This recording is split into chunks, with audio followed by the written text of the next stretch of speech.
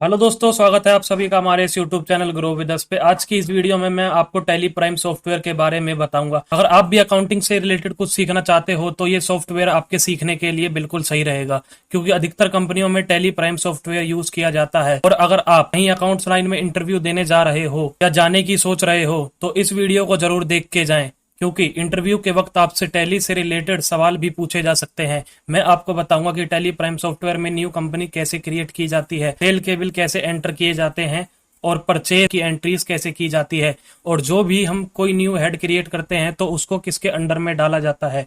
तो चलिए वीडियो को शुरू करते हैं।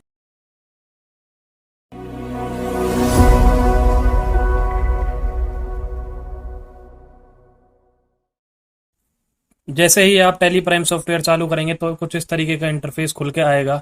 अब मैं आपको नई कंपनी कैसे क्रिएट की जाती है वो करना सिखाता हूँ। पहले सबसे पहले आपको क्रिएट कंपनी में जाना है। एंटर करने के बाद यहाँ ये आपसे कंपनी का नाम मांगेगा, तो यहाँ हम कंपनी का नाम डाल देते हैं। और जैसे ही एंटर करेंगे तो सेम यहाँ ये कंपनी का नाम उठा लेगा। इसके बाद यहाँ हम उसका एड्रेस डालेंगे। एड्रेस डालने के बाद एंटर करेंगे तो यहाँ ये हमसे स्टेट पूछेगा। स्टेट हम अपनी हरियाणा डाल देंगे। आपकी जो भी स्टेट हो आप वो यहाँ डाल देना। और यहाँ अपना पिन कोड डाल देंगे और यहाँ अपना मोबाइल नंबर डाल देंगे और यहाँ अपनी मेल आईडी एंटर एंटर करके जब से भी आप डाटा शुरू करना चाहते हो वो फाइनेंशियल ईयर आप यहाँ पे सिलेक्ट करेंगे। सिलेक्ट करने के बाद एंटर करेंगे, दोनों डेटों को सेम रहने देंगे। सेम रहने के बाद एंटर एंटर करेंगे और इसको यस करेंगे। तो कुछ इस तरीके का इंटरफेस खुल के आ जाएगा जहाँ ये बताएगा कंपनी क्रिएटेड सक्सेसफुली। तो इसमें कुछ बेसिक से ऑप्शन है, ये जो आप चाहो तो इनेबल कर सकते हो, अदरवाइज बाय डिफॉल्ट जो रहेंगे मैं उनको वही रहने देता हूँ। और ये जो एक जीएसटी का ऑप्शन है इसको यस कर देता हूँ। यस करने के बाद स्टेट ये ऑटोमेटिकली उठा लेगा। पर रजिस्ट्रेशन टाइप में यहाँ रेगुलर रहेगा। बाकी आप एंटर एंटर करेंगे तो यहाँ आपसे जीएसटी नंबर मांगेगा आपका। आप अपना जो भी जीएसटी नंबर हो वो यहाँ पे डाल देंगे। एंटर करने के बाद इसको हम मंथली पे सिलेक्ट कर देंगे और एंटर एंटर करके इसे सेव कर देंगे। सेव करने के बाद तो यहाँ ये हमारी कंपनी का नाम दिखा देगा जो कि सक्सेसफुली क्रिएट हो गया होगा। अब हम सेल का वॉचर एंटर करने के लिए वॉचर्स पे जाएंगे। वॉचर्स पे जाने के बाद यह बाय डिफॉल्ट पेमेंट का एक वॉचर खुल के हमारे सामने आ गया। अब इसको हम सेल पे सिलेक्ट करेंगे। सेल पे सिलेक्ट करने के लिए राइट हैंड साइड पे आपको F8 का बटन दिख रहा होगा, इस पे आप क्लिक करेंगे।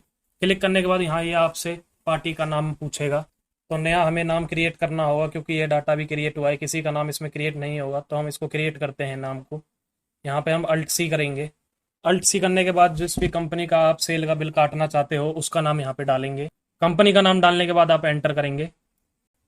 फिर यहाँ ये आपसे अंडर पूछेगा। तो जिस भी कंपनी को हम सेल करते हैं वो हमारे सनरी डेबिटर कहलाते हैं। तो यहाँ हम सनरी डेबिटर सिलेक्ट कर लेंगे।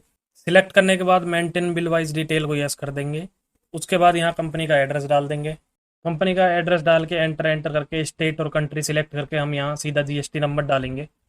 जीएसटी नंबर डालने के बाद एंटर करके हम इसको सेव करेंगे। सेव करने के बाद ये हमारा नाम क्रिएट हो जाएगा। इसके बाद हम एंटर करेंगे तो ये हमसे पूछेगा डिलीवरी नोट नंबर। जिस भी कंपनी को आप सेल करना चाह रहे होंगे वहां से आपको एक डिलीवरी नोट प्रोवाइड किया होगा। अगर आप चाहते हो वो अपना बिल पे प्रिंट हो तो उसको आप यहाँ डाल देंगे, अदरवाइज इसको एंटर करेंगे। ये पूछेगा डिस्पैच डॉक्यूमेंट नंबर। यहाँ हम अपना बिल नंबर भी डाल सकते हैं, जैसे कि मैं 1 डाल देता हूँ। यहाँ पूछेगा डिस्पैच थ्रू कि किसके सहारे से ये माल आपका दूसरी कंपनी में जा रहा है, तो हम इसे बाय ऑटो कर देंगे। इसके बाद ये आपसे डेस्टिनेशन पूछेगा, यहाँ हम उसकी डेस्टिनेशन डाल देंगे। इसके बाद अगर आपका माल ये कहीं कोरियर से जा रहा हो तो आप यहाँ पे कोरियर नंबर डाल सकते हैं, अदरवाइज इसको एंटर करेंगे। इसको भी हम एंटर करेंगे। अगर आपका माल बड़ी किसी लॉरी से जा रहा है या ट्रक वर्क से जा रहा है तो उसका नंबर आपका यहाँ डलेगा और उसकी डेट। और आगे ये हमसे पूछेगा मोटर व्हीकल नंबर। अगर आपका माल कोई 4 पहिए की गाड़ी से जा रहा है तो उसका नंबर आप यहाँ डाल सकते हैं, या गाड़ी आपकी 2 पहिए की भी हो। एंटर एंटर करके आगे ये हमसे पूछेगा सेल लेजर। सेल लेजर में ये हम 18% सेल कर रहे हैं तो हम यहाँ डाल देते हैं सेल लोकल GST @18%। और ये हमारे सेल्स अकाउंट में जाता है अंडर में। सेल्स अकाउंट्स में डालने के बाद टाइप ऑफ लेजर्स में हम इसको नॉट एप्लीकेबल कर देंगे। इसके बाद हम एंटर करेंगे तो GST को एप्लीकेबल रहने देंगे। एंटर करेंगे। एंटर करने के बाद ये डिस्क्रिप्शन पूछेगा, यहाँ हमें कुछ नहीं डालना है। HSN कोड को भी आप नहीं डालोगे। इसके बाद इसको भी नो रहने दोगे। इसके बाद नेचर्स ऑफ ट्रांजेक्शन्स में आप सेल टैक्सेबल डालोगे। इसके बाद हम 18 डालेंगे, जिससे नो नो ये ऑटोमेटिकली उठा लेगा। फिर हम एंटर करेंगे। एंटर एंटर करके इसको सेव करेंगे गुड्स पे सिलेक्ट करके। इसके बाद ये नीचे आइटम पे आ जाएगा। आइटम पे आने के बाद आप अल्ट सी करेंगे। तो हम यहाँ आइटम का नाम डाल देते हैं आइटम का नाम डालने के बाद हम एंटर करेंगे। इसमें भी हमको कुछ नहीं फिल करना, इसके बाद हम एंटर करेंगे। इसको हम प्राइमरी में रहने देंगे। इसके बाद ये यूनिट्स पूछेगा, यूनिट्स को भी हमें नया क्रिएट करना पड़ेगा, तो हम अल्ट सी कर देते हैं। अगर हम यूनिट्स नहीं क्रिएट करेंगे तो यह क्वांटिटी नहीं लेगा, सिर्फ बेसिक वैल्यू आपकी कवर करेगा, इसलिए हम इसको भी कर देते हैं सिलेक्ट। सिंबल में हम यूनिट्स में नोज डाल दें, सिंगल पीस जा रहा है। अब हम एंटर करेंगे। एंटर करके यहाँ आपसे यूनिट क्वांटिटी कोड पूछेगा, तो हम नोज नंबर्स को सिलेक्ट कर देते हैं। सिलेक्ट करने के बाद एंटर करके सेव करेंगे और जीएसटी डिटेल को यस कर देंगे। यस करने के बाद यहाँ हमसे ये एचएसएन कोड पूछेगा और डिस्क्रिप्शन पूछेगा, तो यहाँ हम डिस्क्रिप्शन में अब आइटम का नाम डाल देंगे। जब भी कोई हम अपना स्टॉक का लेजर क्रिएट करते हैं तो उस केस में हमारे लिए आइटम का नाम डालना डिस्क्रिप्शन में जरूरी होता है। यहाँ उसका एचएसएन कोड डाल देंगे। टैक्सेबिलिटी में हम इसको टैक्सेबल पे सिलेक्ट कर देंगे।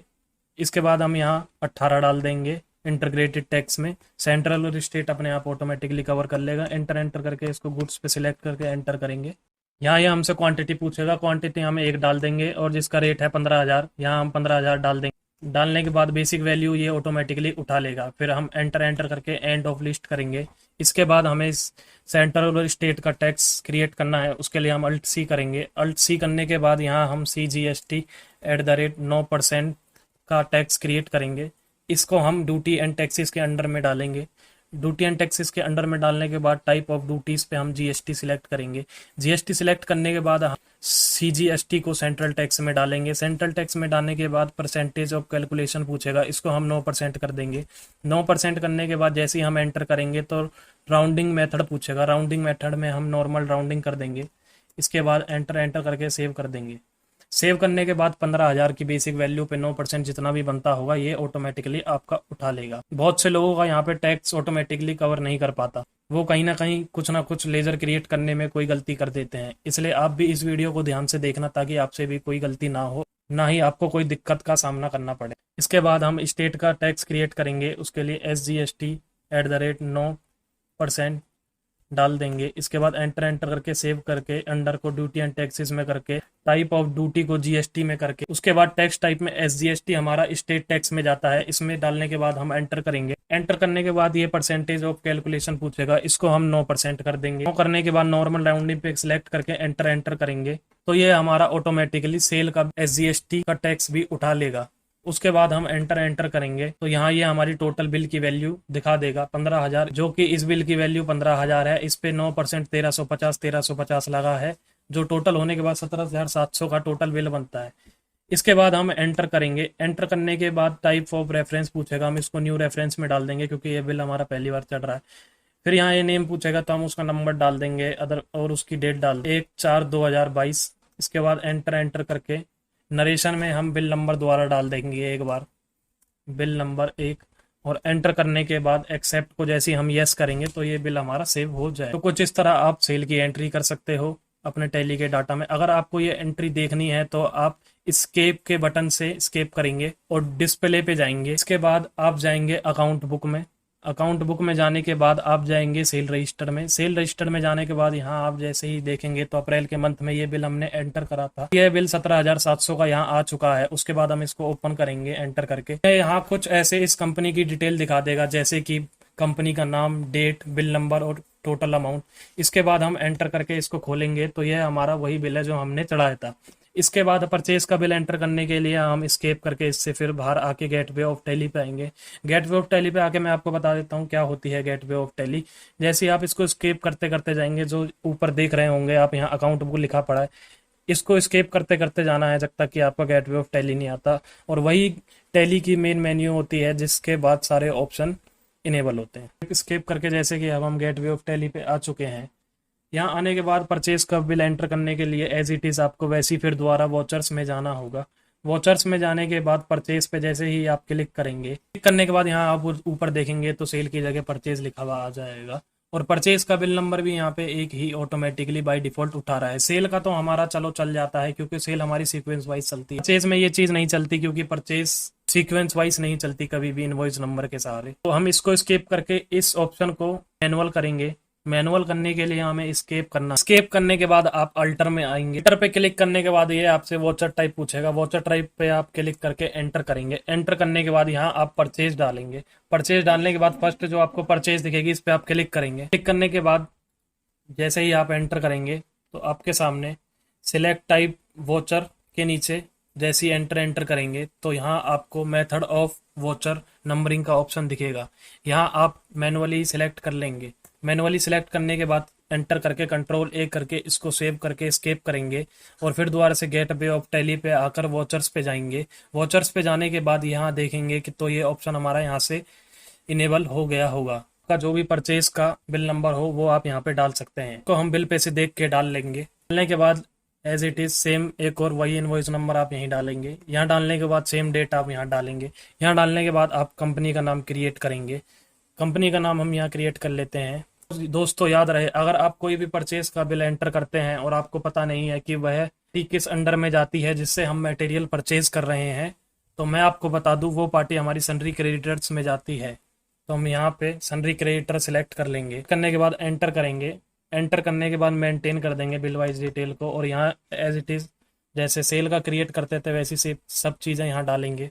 यहाँ ये हमसे परचेज का लेजर पूछेगा, यहाँ हम अल्ट सी करेंगे, अल्ट सी करके यहाँ हम क्रिएट करेंगे परचेज लोकल GST @ 18%, सेव करने के बाद अंडर में हम इसको परचेज अकाउंट में डाल देंगे और टाइप ऑफ लेजर्स को नॉट एप्लीकेबल करके एंटर करके सेट अल्टर GST डिटेल डालेंगे इसमें भी वैसी, लेकिन दोस्तों याद रहे पिछली बार सेल के उसमें हमने सेल्स टैक्सेबल डाला था, इस बार हम इसमें परचेज टैक्सेबल डालेंगे, परचेज टैक्सेबल डालने के बाद एंटर करेंगे तो यहाँ हमसे इंटीग्रेटेड टैक्स पूछेगा, यहाँ हम 18% डाल देंगे, नो ये अपने आप उठा लेगा, उसके बाद एंटर करके सेव करेंगे, सेव करने के बाद आइटम डाल देंगे, आइटम का नाम, क्वांटिटी डाल देंगे, रेट डाल देंगे उसका, फिर एंटर करेंगे और सेम CGST 9% और SGST 9% लगा के इस बिल को एंटर कर लेंगे।